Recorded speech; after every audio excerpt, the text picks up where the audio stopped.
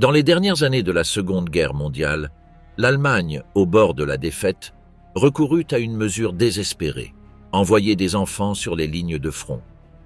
Avec les armées allemandes décimées et incapables de remplacer les soldats expérimentés tombés au combat, les nazis tournèrent leur regard vers les jeunesses hitlériennes. Ces jeunes, à peine adolescents, avaient été façonnés dès leur enfance pour adopter l'idéologie nazie avec un fanatisme absolu. Leur vie, déjà marquée par la propagande, devinrent un outil de plus pour soutenir un régime condamné. Peu importait que la guerre soit perdue. Ces enfants, formés à se sacrifier au nom de la patrie, furent envoyés à la mort.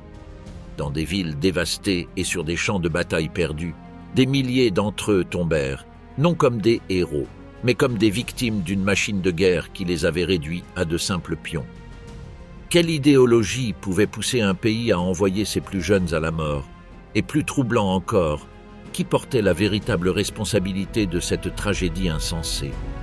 Faim, ressentiment et endoctrinement, la jeunesse perdue du Troisième Reich. L'effondrement de l'Allemagne après la Première Guerre mondiale ne détruisit pas seulement son économie, mais laissa toute une génération sans repère. L'humiliation du traité de Versailles, en 1919, imposa des sanctions dévastatrices, démantelant l'industrie, affaiblissant l'armée et plongeant la population dans une crise qui semblait sans fin. Les jeunes grandirent dans un climat de désespoir, sans opportunité ni stabilité, devenant ainsi la cible idéale de la propagande d'un régime qui leur promettait un but, un ennemi et un avenir. En 1923, l'Allemagne connut l'une des crises économiques les plus brutales de l'histoire. L'hyperinflation atteignit des niveaux inimaginables. Un pain qui coûtait auparavant quelques marks en valait désormais des millions. Les billets perdirent tellement de valeur qu'ils servaient à allumer des poêles ou à tapisser les murs. Les salaires, versés 2 fois par jour, ne suffisaient même plus à couvrir les besoins essentiels. Des familles entières, autrefois issues de la classe moyenne, sombrèrent dans la pauvreté absolue, vendant leurs biens dans la rue pour pouvoir manger. Le désespoir était visible à chaque coin de rue à Berlin, Hambourg et Munich. Mais la faim ne fut pas le seul coup porté à la nation. La fierté nationale fut anéantie après la défaite de la Première Guerre mondiale. L'Allemagne fut contrainte d'assumer l'entière responsabilité du conflit et de payer des réparations impossibles à financer. Son armée, autrefois symbole de grandeur, fut réduite à une force insignifiante. Dans les rues, le ressentiment grandissait. La population se sentait humiliée, trahie et sans direction. Pour les jeunes qui n'avaient jamais connu une autre réalité, ce sentiment de perte devint le centre de leur identité. Au milieu de ce chaos, le nazisme apporta des réponses simples et catégoriques. Il n'y avait pas de place pour le doute ou le débat. La responsabilité de la crise n'incombait ni aux échecs politiques ni à la guerre perdue, mais à des ennemis internes. On leur expliqua que leur souffrance avait des coupables, des politiciens corrompus, des étrangers, des communistes et des juifs. Dans un monde où tout semblait hors de contrôle, cette explication leur offrit quelque chose qu'ils n'avaient pas ressenti depuis des années, la certitude. Le nazisme exploita non seulement le désespoir économique, mais comprit également que la jeunesse était la clé de l'avenir. Dans un pays où les opportunités avaient disparu, les discours d'Hitler promettaient grandeur et puissance. Il n'était pas question de simple survie, mais de gloire. Pour une génération qui n'avait jamais rien possédé, faire partie de quelque chose de plus grand qu'eux-mêmes devint une idée irrésistible. Mais les promesses ne suffisaient pas. L'idéologie devait s'enraciner dans chaque aspect de la vie quotidienne. De l'école au foyer, la propagande devint omniprésente. On leur apprit que l'Allemagne n'était pas une nation vaincue, mais une victime de conspiration. On leur inculqua que la guerre n'était pas un échec, mais un chemin nécessaire pour rétablir la justice.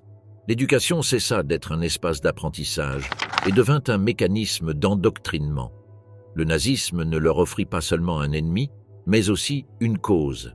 Il leur donna une structure, une identité et un but. Dans les rues sans avenir de Berlin, dans les usines fermées de Rhénanie et dans les campagnes appauvries de Bavière, la promesse de restaurer l'honneur perdu résonna avec une force impossible à ignorer. Peu importait l'âge ou l'expérience, s'ils étaient allemands, ils avaient une mission. La crise économique des années 1920 et l'humiliation nationale furent le terreau idéal pour la radicalisation de toute une génération. Les jeunes ne naquirent pas fanatiques, Ils furent façonnés par une réalité qui les poussa vers une idéologie habile à exploiter leur douleur et à la transformer en colère. Lorsque le régime eut besoin d'eux, ils étaient déjà prêts à servir sans poser de questions. La forge d'une nation, création des jeunesses hitlériennes. En 1922, à peine 2 ans après la fondation du Parti national-socialiste des travailleurs allemands, NSDAP, l'une des organisations les plus sinistres de l'histoire était en train de se former. La Ligue de la jeunesse vit le jour, une entité dont l'objectif n'était pas seulement de recruter des jeunes, mais de façonner une génération prête à suivre aveuglément l'idéologie nazie. Ce n'était pas un mouvement spontané, mais une machine de propagande calculée, conçue pour consolider l'avenir d'un régime en expansion. À ses débuts, l'organisation n'était pas directement liée à la figure d'Adolf Hitler, mais elle s'aligna rapidement sur les principes qu'il prêchait, devenant l'un des principaux outils du parti pour asseoir son contrôle sur la jeunesse allemande. La Ligue de la jeunesse, comme elle était connue à l'origine, avait un objectif clair, former les futurs soldats et dirigeants du Troisième Reich. Dès ses premières années, l'organisation se concentra sur le recrutement de garçons âgés de 14 à 18 ans, en ciblant spécifiquement ceux qui correspondaient au profil racial rigide promu par les nazis, les jeunes Aryens. Pour les membres de cette génération, la guerre n'était pas une possibilité lointaine, mais un destin inévitable.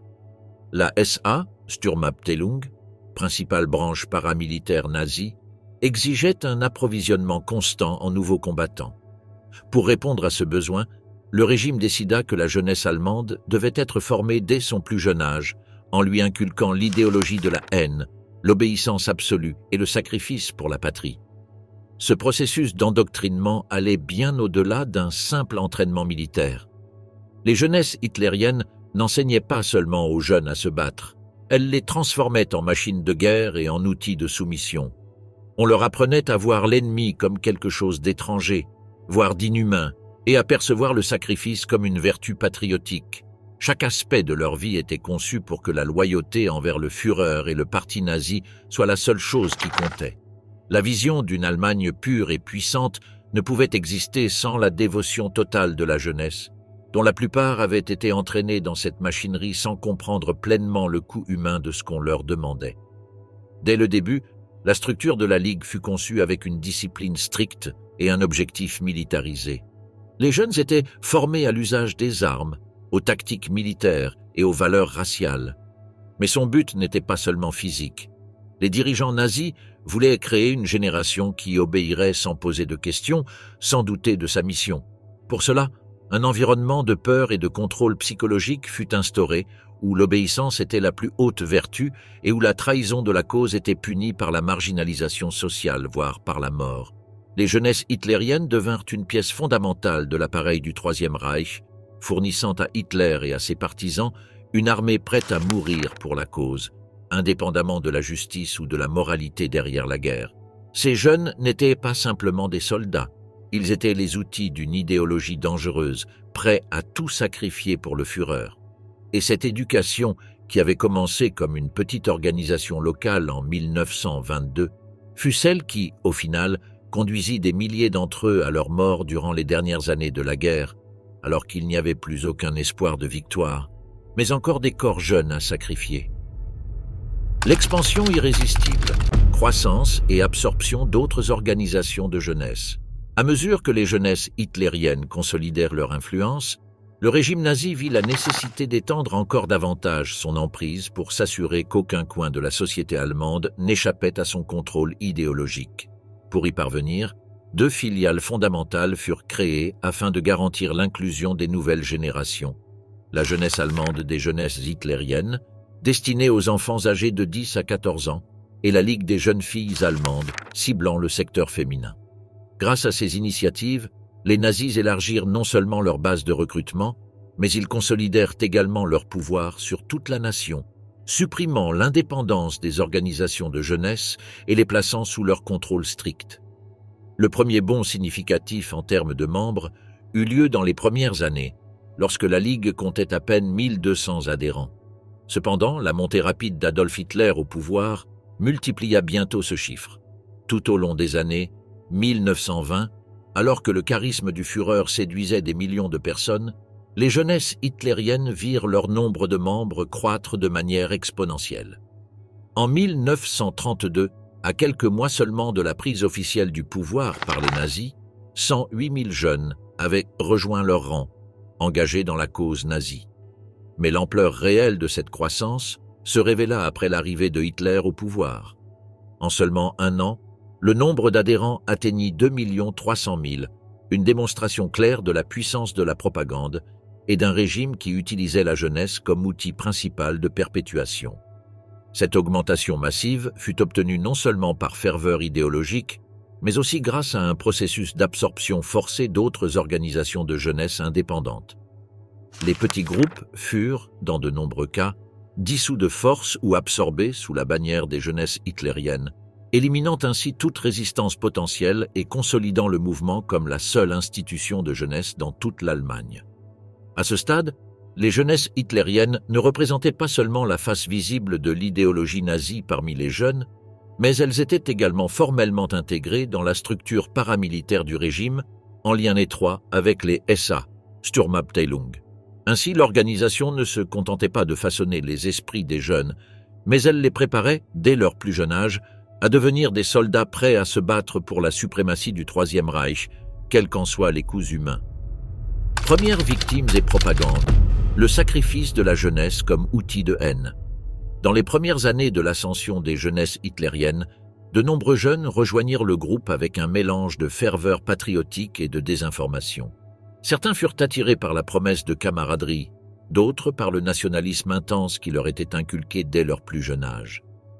Mais bien avant que le conflit armé n'éclate, beaucoup de ces jeunes commencèrent à payer le prix de leur loyauté envers une idéologie dangereuse.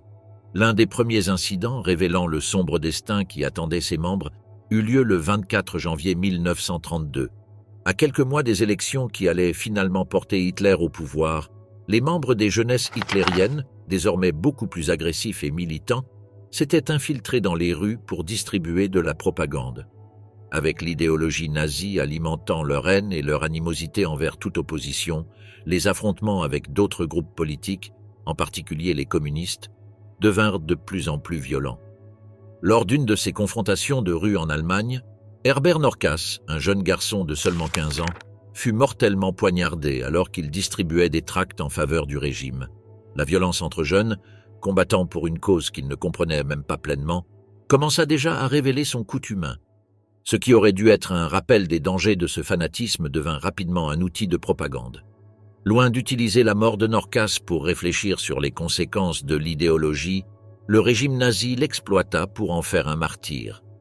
La propagande du parti éleva rapidement son statut au rang de symbole de la pureté et du sacrifice de la jeunesse allemande. Au lieu de s'interroger sur les vies perdues dans ces confrontations idéologiques, un récit fut construit pour glorifier sa mort comme un acte héroïque et nécessaire. Herbert Norkas fut transformé en modèle à suivre, un héros tombé au combat que tous les membres des jeunesses hitlériennes devaient se souvenir et imiter. Ce martyr ne fut pas seulement une figure symbolique, il s'agissait d'une stratégie soigneusement élaborée. Des films furent réalisés pour raconter l'histoire de son sacrifice, des lectures obligatoires et des romans idéalisèrent sa figure comme l'exemple du type de jeune dont le Troisième Reich avait besoin. Des écoles, des rues et des places furent rebaptisées en son honneur, assurant que son image resterait vivante dans la mémoire collective d'une génération entière. Cette manipulation servit non seulement à alimenter la haine envers les communistes et d'autres groupes considérés comme ennemis du régime, mais aussi à agir comme un outil de contrôle mental pour les jeunes, incités à voir le sacrifice comme un honneur et une obligation. La mort de Norkas marqua un tournant dans la manipulation de la jeunesse allemande. La violence, loin d'être perçue comme une tragédie, fut célébrée et exploitée pour continuer à nourrir l'idéologie nazie. Le fanatisme juvénile fut présenté comme l'essence même de la loyauté patriotique, et, parallèlement, la haine envers toute forme d'opposition devint l'un des piliers fondamentaux du régime. Exigence et pression pour adhérer, l'empire de la peur et de l'obéissance. Bien que tous les garçons et filles allemands ne partageaient pas l'idéologie nazie, la pression pour rejoindre les jeunesses hitlériennes était si intense que beaucoup n'avaient d'autre choix que de se conformer. Le parti nazi comprenait que la jeunesse représentait un terrain fertile pour façonner l'avenir du Troisième Reich et par conséquent, n'épargna aucun effort pour imposer la conformité. Ceux qui ne s'alignaient pas avec le régime étaient ostracisés, tant par leurs pairs que par les adultes qui les entouraient. Dans les écoles, les jeunes qui ne faisaient pas partie de l'organisation étaient publiquement ridiculisés, un traitement humiliant qui les marquait comme des traîtres au bien commun. Les enseignants, fidèles au régime, n'hésitaient pas à torturer psychologiquement ces élèves, les soumettant à un harcèlement constant qui sapait leur estime de soi et les excluait du groupe majoritaire. Le coup de ne pas appartenir aux jeunesses hitlériennes ne se limitait pas au harcèlement ou à l'humiliation sociale. Les répercussions étaient bien plus graves. Les jeunes non affiliés étaient privés de leur diplôme de fin d'études, ce qui leur fermait les portes de toute opportunité éducative. Sans diplôme, ils ne pouvaient pas accéder à l'université ou à l'enseignement supérieur, les condamnant à un avenir sans perspective. Le marché du travail leur était également fermé. De nombreux employeurs, sous la pression du régime ou par adhésion idéologique, refusaient tout apprenti ou jeune travailleur qui n'était pas affilié aux jeunesses hitlériennes.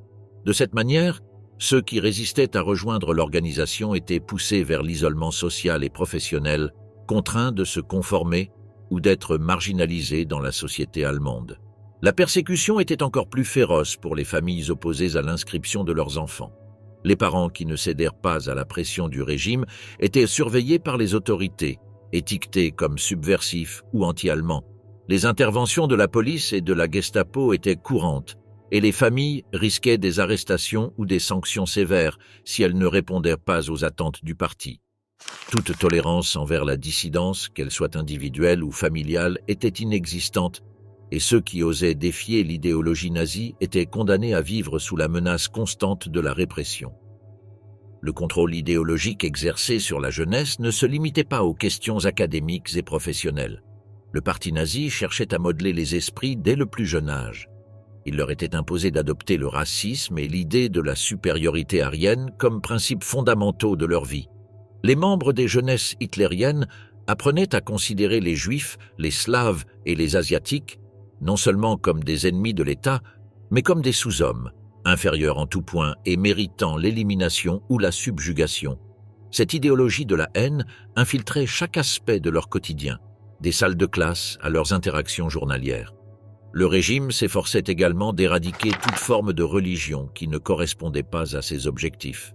Le contrôle sur la jeunesse n'était pas seulement physique, mais aussi spirituel. Les cours d'études bibliques furent démantelés et remplacés par des cours d'endoctrinement nazi, où les jeunes devaient apprendre à rejeter l'autorité religieuse et l'Église, considérées comme des menaces à la domination totale de l'État. Les messes et pratiques religieuses furent perturbées, tandis que des rassemblements nazis étaient organisés pour promouvoir des valeurs d'obéissance absolue au Führer et à la nation. Les jeunes devaient non seulement se soumettre au régime sur les plans politiques et sociaux, mais aussi sur le plan spirituel, devenant des instruments de l'État incapables de réflexion indépendante.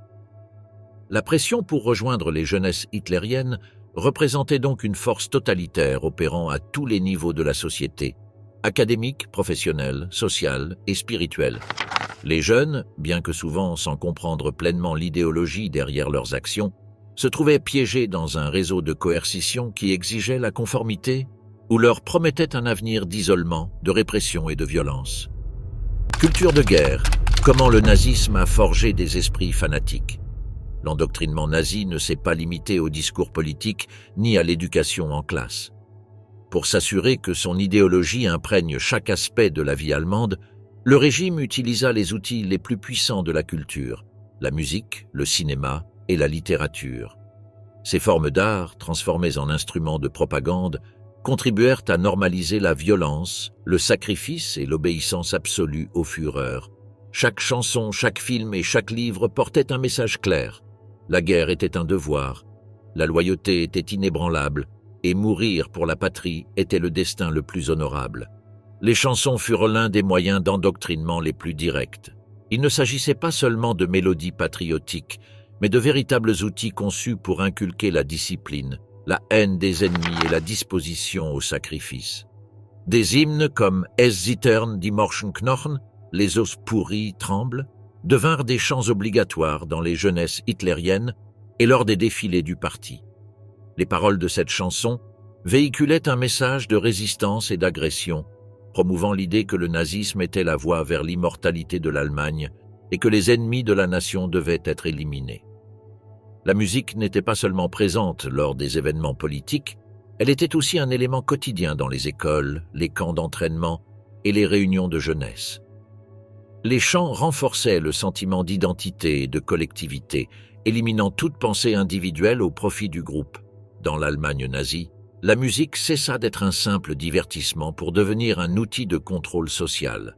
En plus des hymnes politiques, le régime imposa la censure de toute musique jugée dégénérée, y compris le jazz, le swing, et tout genre influencé par des cultures étrangères. À leur place, il promut la musique folklorique allemande, les marches militaires et les œuvres de compositeurs jugés conformes à son idéologie. La culture musicale fut ainsi purgée de tout élément ne servant pas les intérêts du Troisième Reich. Le cinéma fut un autre outil clé de la stratégie d'endoctrinement. L'Allemagne nazie comprit l'impact des images en mouvement et utilisa le grand écran pour glorifier sa cause et consolider son message. Joseph Goebbels, ministre de la propagande, contrôlait strictement la production cinématographique et s'assurait que chaque film projeté dans les salles reflétait les valeurs du parti. L'un des exemples les plus frappants fut Hitler Junge Quecks, 1933, un film racontant l'histoire d'un jeune homme quittant sa famille communiste pour rejoindre les jeunesses hitlériennes. Dans l'histoire, le protagoniste est assassiné par ses anciens camarades, mais sa mort est présentée comme un sacrifice héroïque. Le message du film était sans ambiguïté. Être fidèle au nazisme était un acte de courage suprême, et mourir pour la cause était le plus grand honneur qu'un jeune puisse accomplir. Un autre exemple majeur fut Triomphe des Vilains, 1935, un documentaire réalisé par Leni Riefenstahl sur les congrès du parti nazi à Nuremberg. Grâce à son utilisation innovante des angles de caméra et des plans monumentaux, le film n'était pas une simple chronique d'événements politiques, mais une œuvre conçue pour inspirer l'obéissance et le fervent nationalisme. Les images de foule en parfaite synchronisation, les marches militaires et les discours d'Hitler se combinaient pour créer une narration où le parti apparaissait comme une force invincible.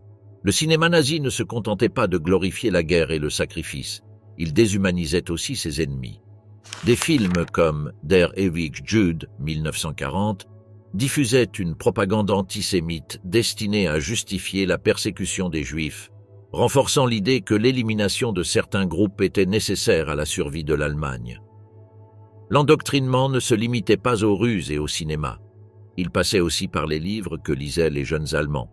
La littérature fut soigneusement sélectionnée et filtrée afin de garantir que chaque texte transmette les valeurs du régime. Les manuels scolaires furent réécrits pour s'aligner sur la narration nazie. L'histoire de l'Allemagne y était présentée comme une lutte constante contre la trahison et la décadence, attribuant les échecs de la nation aux communistes et aux juifs. Les textes insistaient sur l'idée que le peuple allemand constituait une race supérieure destinée à dominer. Même les contes pour enfants furent transformés en outils de propagande. Des livres comme Der Giftpilz, 1938, utilisaient des métaphores pour inculquer l'antisémitisme dès l'enfance. On enseignait aux enfants à se méfier de certains groupes et à les considérer comme une menace pour leur communauté. En outre, les auteurs jugés indésirables furent interdits et leurs livres brûlés lors d'événements publics organisés par le parti.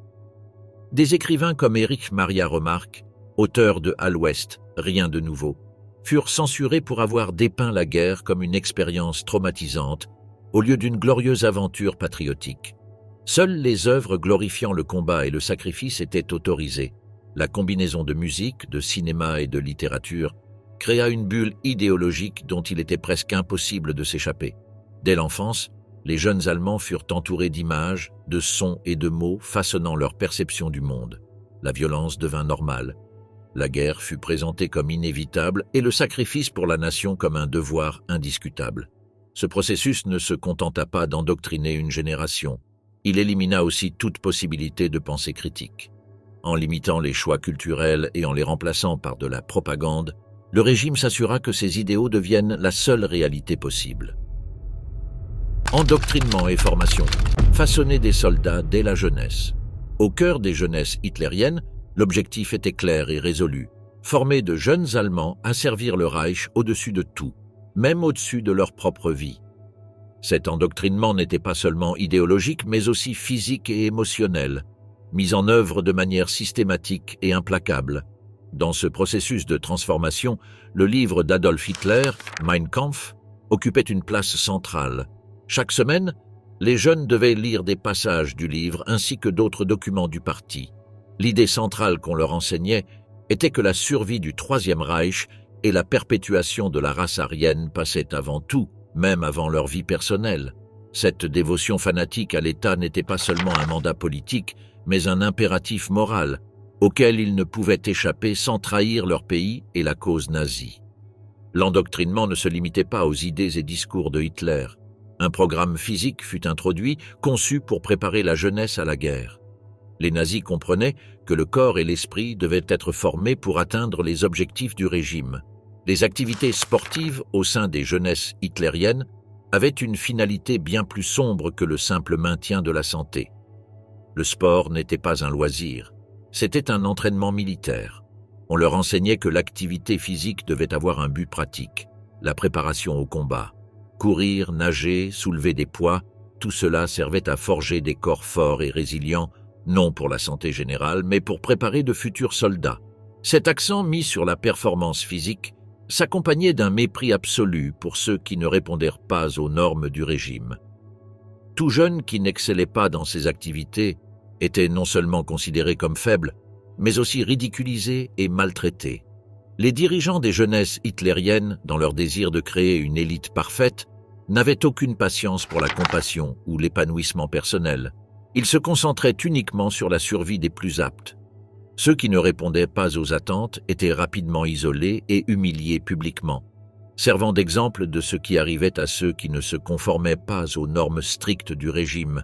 L'éducation académique était reléguée au second plan, éclipsée par l'entraînement physique et militaire. Les cours de mathématiques, de littérature et d'histoire devenaient des activités secondaires, ne servant qu'à distraire les jeunes de leur véritable objectif, servir le Führer et la cause nazie. La militarisation de la jeunesse était un processus systématique et organisé qui atteignit son apogée à la fin des années 1930. Alors que Hitler perfectionnait ses plans d'invasion de l'Europe, les jeunes Allemands étaient déjà formés à l'art de la guerre. Ils apprenaient à manier des armes, à pratiquer le tir, à suivre des stratégies de combat et à effectuer des mouvements d'assaut comme s'ils étaient des soldats vétérans. Chaque exercice visait à préparer les jeunes non seulement à être des combattants efficaces, mais aussi des fanatiques du régime. La discipline militaire s'intégrait dans chaque aspect de leur vie. Des petits déjeuners ordonnés à l'obéissance aveugle aux ordres, sans les remettre en question. Dans cet environnement, tout soupçon de doute ou de résistance était rapidement réprimé, et la dévotion absolue au Reich était considérée comme la seule forme de rédemption. Au fur et à mesure que ces jeunes subissaient cet endoctrinement et cette formation intense, leur identité se fondait dans la cause nazie. Beaucoup se transformèrent en fanatiques fervents, prêts à donner leur vie pour l'Allemagne aryenne. La formation qu'ils recevaient faisait d'eux des soldats dans l'esprit et dans le corps, mais aussi des pions du régime, dont la loyauté et les vies étaient entièrement dédiées à la survie du Troisième Reich. Participation à la Seconde Guerre mondiale, de la jeunesse éduquée aux soldats dans les tranchées. La Seconde Guerre mondiale débuta le 1er septembre 1939, un événement qui bouleversa rapidement le destin de millions de personnes. Pour de nombreux membres des jeunesses hitlériennes, la guerre représentait l'épreuve ultime de l'idéologie qui leur avait été imposée depuis leur enfance. La militarisation et l'endoctrinement qu'ils avaient reçus au fil des années allaient désormais être mis à l'épreuve sur le champ de bataille. Cependant, avant d'être envoyés sur les lignes de front, leur participation initiale ne consistait pas en des combats directs, mais plutôt en des tâches logistiques reflétant l'ampleur de l'effort de guerre entrepris par le régime nazi. Dans les premiers mois du conflit, les jeunes des jeunesses hitlériennes furent mobilisés pour soutenir l'effort de guerre de manière plus banale, mais néanmoins essentielle. Ils travaillaient sur les chemins de fer, transportant des fournitures militaires, des munitions et du matériel destiné aux troupes. Ils géraient également les services postaux et accomplissaient d'autres tâches permettant de maintenir le flux logistique ininterrompu. Cependant, à mesure que les bombardements alliés s'intensifiaient et que les villes allemandes étaient frappées, avec une fréquence dévastatrice, le besoin de main-d'œuvre juvénile devint urgent. C'est alors que des jeunes âgés de 18 ans furent appelés pour une nouvelle mission, plus étroitement liée à la défense de leur patrie. Une formation militaire improvisée leur apprit à manier des armes anti-aériennes dans le but de protéger les villes allemandes des raids constants de la Royal Air Force. Bien que beaucoup n'aient eu aucune expérience militaire réelle, ils reçurent des instructions sur l'utilisation de ces équipements et furent envoyés à des points stratégiques pour défendre les villes contre les bombardements. La défense de la patrie devint le nouveau credo, et ces jeunes furent jetés dans une guerre déjà jugée irrémédiable, affrontant une menace constante venue du ciel. Bien qu'ils ne soient pas en première ligne, le danger était imminent. Les combats dans les villes étaient acharnés, et ces jeunes tombèrent au combat. Beaucoup périrent lors des raids aériens, manquant de l'expérience et de la formation nécessaires pour faire face à une telle menace directe et dévastatrice. Néanmoins, leur sacrifice fut utilisé comme outil de propagande pour renforcer le moral du Reich et promouvoir l'image de jeunes Ariens prêts à défendre le territoire de la Grande Allemagne jusqu'à la mort. Au fil du temps, les jeunes des jeunesses hitlériennes furent forcés d'affronter une guerre totale qui s'étendait dans tous les recoins de l'Europe. Bien qu'ils aient initialement été éloignés des lignes de front, leur implication dans le conflit s'intensifia à mesure que la guerre progressait. De simples aides logistiques et défenseurs de l'arrière, beaucoup finirent par devenir de véritables soldats participant à des combats réels. Ainsi, la guerre totale consomma non seulement les forces armées régulières de l'Allemagne, mais elle entraîna également la jeunesse allemande, formée dans la haine et la loyauté aveugle au régime, à se sacrifier pour la cause nazie dans un conflit qui semblait sans fin. Chaque jeune, autrefois idéaliste et formé pour la gloire du Troisième Reich, devint partie intégrante d'une machine de guerre implacable, affrontant un ennemi qui n'hésitait pas à leur ôter toute humanité au nom de la victoire. Le changement radical, les jeunes en première ligne.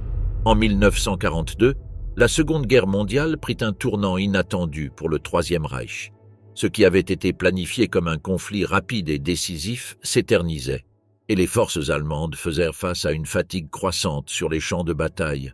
L'expansion de la guerre en Afrique, au Moyen-Orient et, plus crucialement, sur le territoire soviétique, mit les troupes allemandes à rude épreuve dans des conditions extrêmes.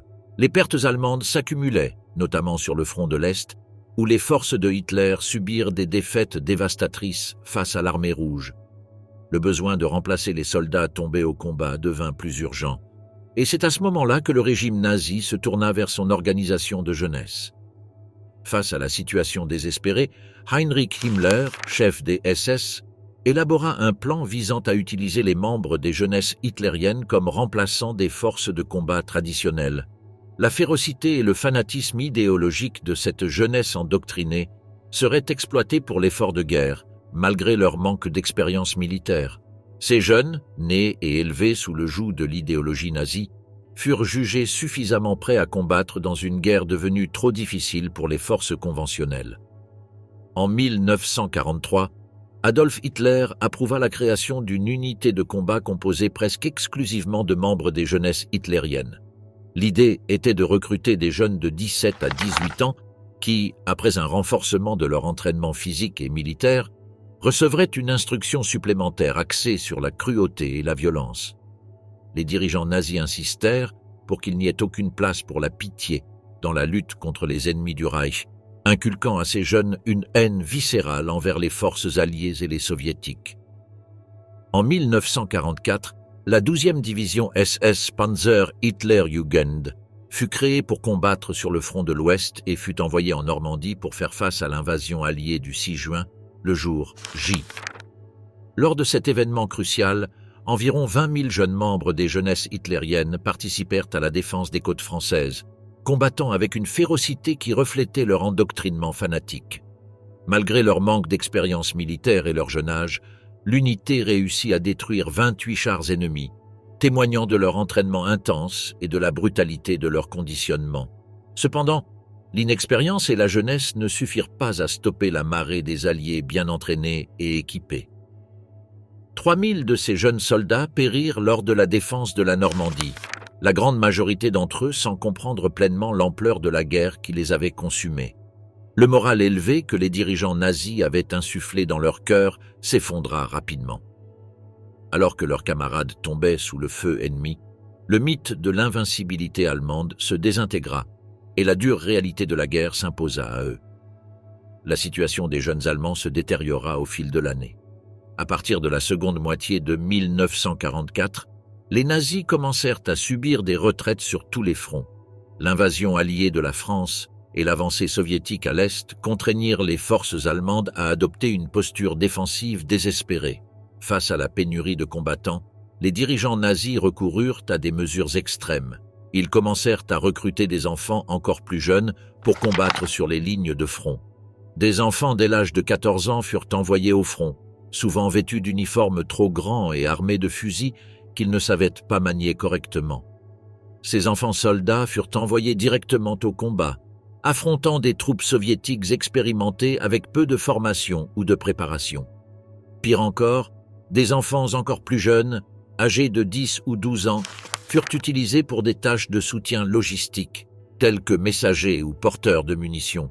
Ces enfants, dont beaucoup ne comprenaient même pas la notion de guerre, furent contraints d'affronter une réalité brutale qui les dépassait complètement.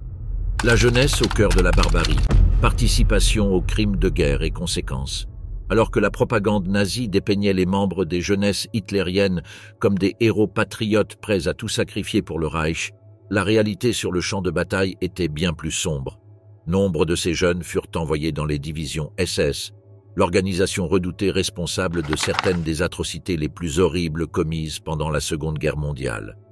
Sous la direction de figures telles que Heinrich Himmler, les SS ne jouaient pas seulement un rôle militaire, mais également celui de persécuteurs et d'exterminateurs systématiques. Les jeunes membres des jeunesses hitlériennes furent assignés à des tâches telles que l'élimination de la population juive, l'anéantissement des peuples slaves et le massacre de prisonniers de guerre. Ces actions horribles faisaient partie de l'Holocauste nazi et d'une politique de terreur visant à assurer la survie de la race aryenne.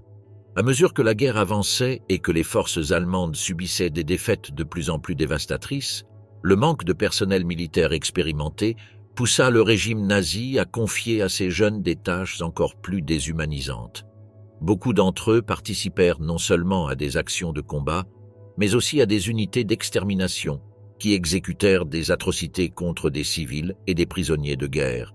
La haine intense des Russes envers les SS conduisit à la capture de ces membres d'unités et, dans de nombreux cas, ils furent exécutés sans procès en guise de représailles. Les membres des jeunesses hitlériennes ne furent pas épargnés par ce sort, et bien que certains aient été graciés en raison de leur jeune âge, beaucoup connurent le même destin que leurs aînés. La mort au combat ou dans des camps de prisonniers de guerre. À l'approche de l'année 1945, le Troisième Reich était au bord de l'effondrement total. Les forces allemandes avaient subi des défaites terribles et ne pouvaient plus compter sur leurs meilleurs soldats pour continuer le combat. Dans leur désespoir, les nazis se tournèrent vers les plus jeunes membres, y compris des enfants et des adolescents, qui n'auraient jamais imaginé se battre dans une guerre aussi dévastatrice. L'avance des Alliés à l'ouest et la contre-offensive soviétique à l'est forcèrent l'Allemagne à adopter une position défensive désespérée. Alors que les forces alliées occupantes s'approchaient des villes allemandes, tous les hommes, des jeunes de 14 ans aux personnes âgées, furent appelés à prendre les armes et à défendre le Reich à tout prix. Certains de ces jeunes furent envoyés sur les lignes de front, armés d'un équipement inadéquat et dépourvus de l'expérience nécessaire. Souvent, ces enfants étaient utilisés comme chair à canon dans des missions suicides, affrontant de puissants chars alliés et des troupes professionnelles avec peu plus que leur fanatisme et leur bravoure. Dans de nombreux cas, il manquait de la force physique pour manipuler les armes qui leur étaient données, et beaucoup furent envoyés pour tuer ou être tués dans des batailles où ils n'avaient aucune chance de survie. Pour ceux qui ne se trouvaient pas sur les lignes de front, les dernières stratégies nazies leur assignèrent un nouveau rôle, celui de guérilleros. Les groupes connus sous le nom de Werwolf furent formés, un réseau de partisans chargés de mener des sabotages et des missions d'espionnage derrière les lignes ennemies. Les membres de ces unités étaient principalement de jeunes recrues issus des jeunesses hitlériennes, dont beaucoup étaient encore adolescents. Ces petites bandes de guérilleros reçurent peu de formation et étaient mal équipées pour le type de résistance qu'elles tentaient d'offrir. Bien que le régime nazi espéra que les Werwolf puissent mener des missions de sabotage pour ralentir l'avance ennemie, les résultats furent minimes. Beaucoup de ces jeunes furent capturés par les forces alliées, notamment à l'ouest, où les troupes américaines démantelèrent rapidement ces cellules de résistance. Ceux qui ne furent pas tués au combat ou exécutés pendant une mission furent poursuivis en tant qu'espions.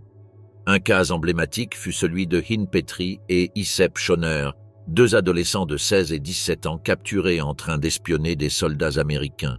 Malgré leur jeune âge, tous deux furent exécutés sans pitié après un procès sommaire, leur âge n'étant pas considéré comme une excuse par les Alliés.